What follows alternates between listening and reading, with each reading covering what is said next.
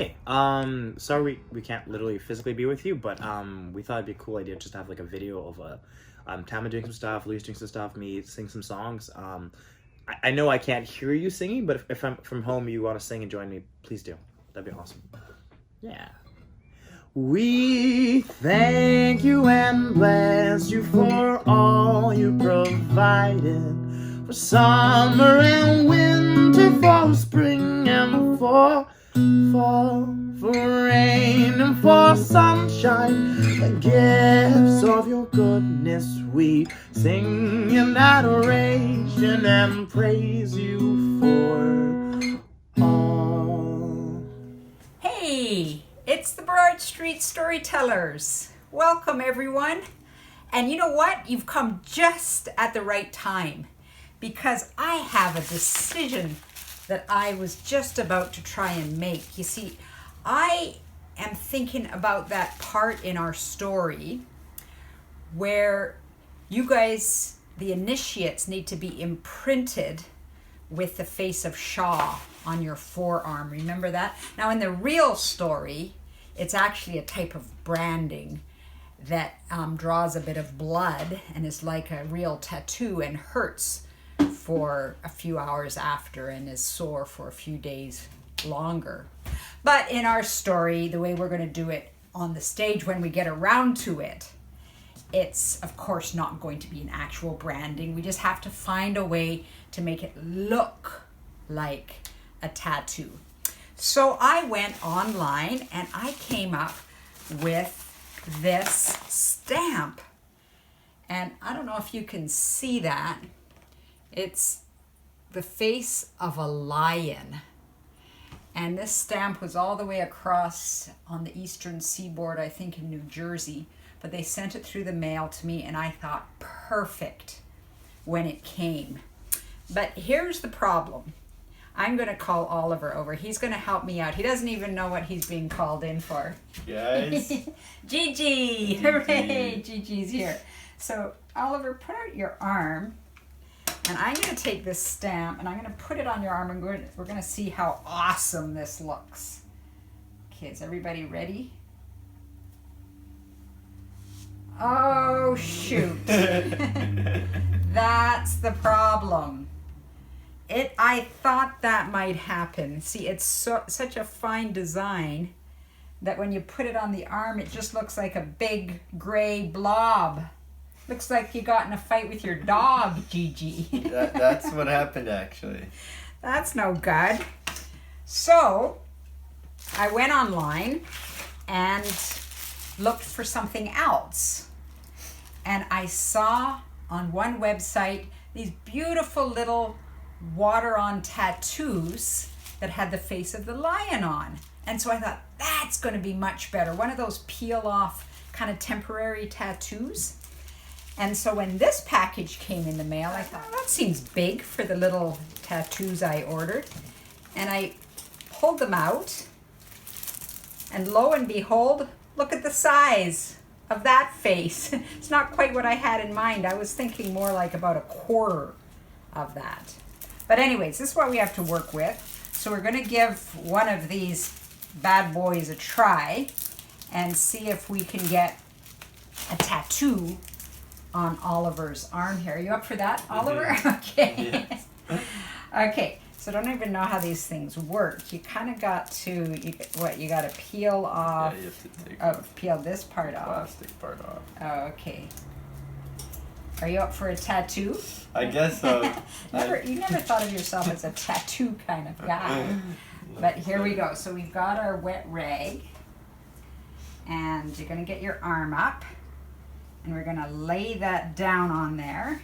And bring the wet rag around that. Is that how it's done? Mm-hmm. I've only ever had these done with a Canadian maple leaf on Canada Day on my cheek. But there we go. And how long does that have to be? A minute? A minute and a bit, yeah. A minute and a bit. Okay. Well, let's review the days of initiation while we're waiting. The first day, you'll remember, you guys go out to the chasm where the traders of the empire are taken to walk the log. And the second day, happens on the second day? Oh, the practices. The song, the struggle, the silence. Hope you guys aren't forgetting the practices. In fact, hope you're practicing the practices. And then the third day, that was kind of the down day, where you lined up into 2 lines to feed Shaw, the great lion. Some of you have flanks. Well, actually, all of you just have morsels because you're from poor families. But remember Minx with the pointy nose over in the flank lineup? He's from census region number 5, and he looks back at you. He's a bit of a snob, and he overhears you talking about your plans for that night, which is to sneak into the nave, get around Shaw while he's sleeping from having fed on so many offerings through the day, and see the great light for yourselves, the first light, which you do until Minx comes along and tattles on you, and the guards come in, and you guys have to scramble to get out of there before you're caught. And then it's on the 4th day that you guys get the imprint of Shaw put on your hands. What do you think? I think it's ready. Do you think that's just about ready? No, Yeah. let's just put it a little bit longer because we want to make sure. Okay. So tell us how you're spending your time in isolation, your COVID days of being housebound. Give the kids some good ideas for how to use this time well. If you have a TV, play lots of Fortnite. No Fortnite. He didn't say that. Yes, lots of Fortnite. No screens. No, but if you get tired of Fortnite, which I doubt that you will, you can. What I like to do is I go outside, get some sun on my face, whether you have a porch or a front yard or backyard. Just go outside and get creative, build something. There's some good advice. I'm going to show you something. Just before we take this off, I'm going to show you something that Oliver built. Hold on to that then. Is that good? Oliver built, with his own 2 hands and out of his own imagination, built this nesting box for his budgies in the aviary yesterday. Isn't that gorgeous with the bark overlay? Very creative design to make it as natural as possible and get those birds laying eggs, I guess, is the idea. Okay, we're gonna give this a try and see how it looks. Hopefully it's... Watch! Wow! That's beautiful! That's perfect, guys. I was gonna ask you your opinion on which one you prefer, but I don't think there's any competition at all. That one it is, and good thing I have 19 more, so enough and then some for everybody. So I'm going to turn it over to Ricardo now, and you're going to carry on with your music. One, we are one, always one. We are one. Light fills the dark. When we're lost, we are found. Sing sacred songs. We belong when we sing.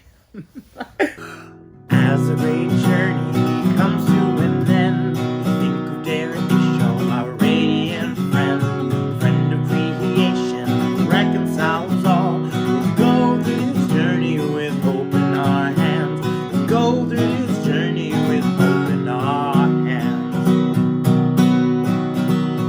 When we get lonely, we won't be afraid. Even the great through won't scare us at all.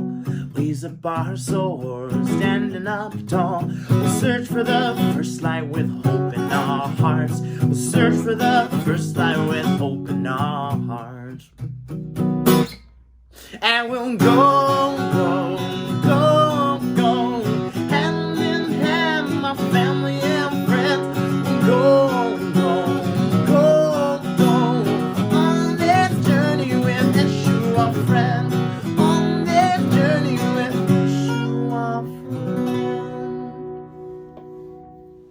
Good afternoon. Happy Friday, BSG. Larice here. I am so happy we are gathering this way. I am sorry that we don't get to be together working on our show on Friday afternoons right now, but for the time being, I'm really glad that we get to have a way to connect and still continue working together on some of the fun things we've been doing. So just because we're at home right now and we're not together on Friday afternoon doesn't mean we still can't work on some of our theater skills as a group and together. So I want to give you a couple of activities that you can do while you're at home. So we remember that before every rehearsal we always do a warm-up, and a warm-up consists of a physical element, a vocal element, and a mental element. I'm going to let you do your physical element and your mental element on your own. Some activities or examples of things you could do. You could do the hokey pokey. You could do some roll-ups and roll-downs like we've done before. And remember, those was when you stand on your feet and you reach to the sky and you roll all the way down and touch your toes, and you do it nice and slow. And you could do a couple of those. You could even put on some music, and if you have someone there to help you, pause the music. You could do a bit of a freeze dance and have some fun playing freeze dance. But your physical element of your warm-up is just to get you moving. So get your cobwebs out. And then your mental element of your warm-up is just to get some focus. So things that you might want to do, maybe you want to lay on the ground and just take some deep breaths and feel your body kind of sink into the ground a little bit and relax all of your muscles. And just take a few deep breaths. And you could also do that from sitting or standing if that's easier for you. But just a chance to relax and just be ready, especially after physical warm-up like freeze dance. That might be fun just to take a few deep breaths. So those are two elements, and I'm going to let you do those on your own. But while we are together, I thought we could do a bit of a vocal warm-up together. And what more fun vocal warm-ups than working on our diction and using some fun tongue twisters to do so. So I'm going to grab some tongue twisters, and I'll teach you a new one together, and then we can have that in our repertoire. So I have a really fun new tongue twister that we can use as we work on our diction for our lips and our tongue and all of the bits of our mouths when we're doing our vocal warm-up. And it kind of fits with our season this year of our show for Circle of Elders, so I think this one will be fun. So I'll say it all, and then I'll break it into pieces, and then you can repeat after me, okay? So, brisk, brave, brigadiers, brandished broad, bright blades, blunderbusses and bludgeons, balancing them badly. A lot of B's. Okay, so we'll break it down into a few pieces, and then you'll repeat after me. Brisk, brave, brigadiers. Brandished, broad, bright blades, blunderbusses and bludgeons, balancing them badly. Okay, one more time. Brisk, brave brigadiers, brandished, broad, bright blades, blunderbusses and bludgeons, balancing them badly. Okay, so now we will try and put it all together, and I'll go slow, and you can repeat after me, okay? Brisk, brave, brigadiers. Ooh, I even said it wrong. Let's try again. Brisk, brave, brigadiers, brandished, broad, bright blades, blunderbusses and bludgeons, balancing them badly. Great work on the tongue twister, and maybe we'll add some more new tongue twisters into the mix in the next few weeks, but keep working on that one with all of those B's. That's good for your articulators and your diction. Great work. So another fun activity that we have sometimes played together that I think would be fun you could do while you're at home is you could work on some one-word or one-sentence stories. So if you remember when we played together, we would sit in a circle. And we would go around and we would try and tell a story, and everyone got to say one word, the next word of the sentence. And we were kind of improvising a bit and practicing on our listening skills and hearing what everyone had said before to make the story make sense. Now, I know we're not all with our friends right now, but if you've got a guardian or a sibling at home, this is a game you could play back and forth, and you could pick your speed up, and you could do one word and then another word, they say a word, and you do a word, and then they say a word, and you're trying to tell a story story until someone gets to the end. And you can even say the end, or they lived happily ever after, or however the story wants to end itself. You could also do it with one sentence. So the person starts and they tell a full sentence, and then the next person goes and tells a full sentence, and back and forth and back and forth. And it's just a good activity to work on your imagination and your improv and listening to each other and telling a full story. That's what we are at Story Guild, is we're storytellers. So that's a fun activity you could do at home. And then to make it even more fun, if you are talking to your friends on maybe a phone or on Zoom or on FaceTime or, on a telephone call even, you could play this game with them across the province or across the city, or maybe they're in another country and you're having a phone call, and you could ask them if they wanted to do a one-word story or a one-sentence story over the phone.